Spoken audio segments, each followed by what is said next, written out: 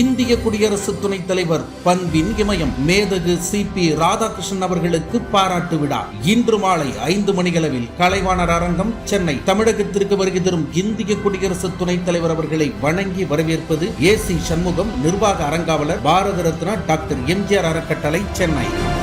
நெல்லை மாவட்ட காவல் கண்காணிப்பாளராக புதியதாக பொறுப்பேற்றுள்ள மருத்துவர் பிரசன்னா செய்தியாளர் சந்திப்பின் போது தமிழ் ஜனம் தொலைக்காட்சியின் மைக்கை பார்த்தாலே பயமாக இருக்கிறது என யதார்த்தமாக பேசிய வீடியோ இணையத்தில் வைரலாகி வருகிறது. நெல்லை மாநகர காவல்துறை துணை ஆணையாளராக இருந்த மருத்துவர் பிரசன்னா நெல்லை மாவட்ட காவல் கண்காணிப்பாளராக பொறுப்பேற்றுக் கொண்டார்.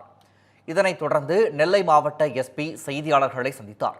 அப்போது பேசிய அவர் தமிழ் ஜனம் தொலைக்காட்சியின் மைக்கை பார்த்தாலே பயமாக இருப்பதாக நகைச்சுவையாக தெரிவித்தார். இந்த வீடியோ இணையத்தில் வெளியாகி வைரலாகி வருகிறது.